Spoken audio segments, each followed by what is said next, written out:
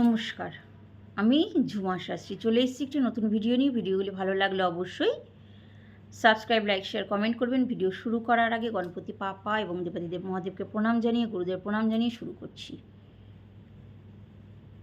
সন্তানের উন্নতির জন্য প্যারেন্টসরাই করুন, পিতামাতা যেই একজন করলেই হবে, অসুবিধে নেই। তো কি করবেন, আর সন্তান যদি বিদ্যার্থী হয় তাতেও করতে পারবেন, মানে স্টুডেন্ট হলেও করতে পারবেন। সে যদি জব করে, মানে কর্মজীবনে প্রবেশ করে থাকে, তাহলেও করতে পারবেন।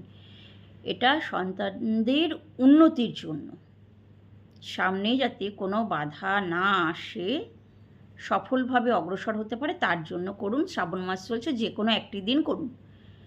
কি করবেন, বেল গাছ, বট গাছ এবং অশ্বত্থ গাছ একই দিনে লাগিয়ে দেবেন।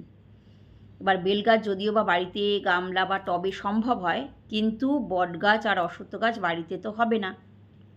আজকালকার দিনে ফ্ল্যাটে যদি জায়গা কম থাকে সম্ভব নয়। আপনারা মাঠে বা দেখবেন রাস্তার যে ডিভাইডার, ওর ওপরেও যদি লাগানো যায়, বা মন্দিরেও অনেক সময় জায়গা থাকে, তাদের ঠাকুরমশাইকে বলে তার পারমিশন নিয়ে যদি সম্ভব হয়, সেটাও লাগিয়ে দিয়ে আসতে পারেন। তো সেটা একদিনেই চেষ্টা করবেন 3টে গাছ লাগিয়ে দিয়ে আসার। আর নিজের সন্তানের অবশ্যই মঙ্গল কামনা করবেন। সুস্থ থাকবেন, ভালো থাকবেন। নমস্কার।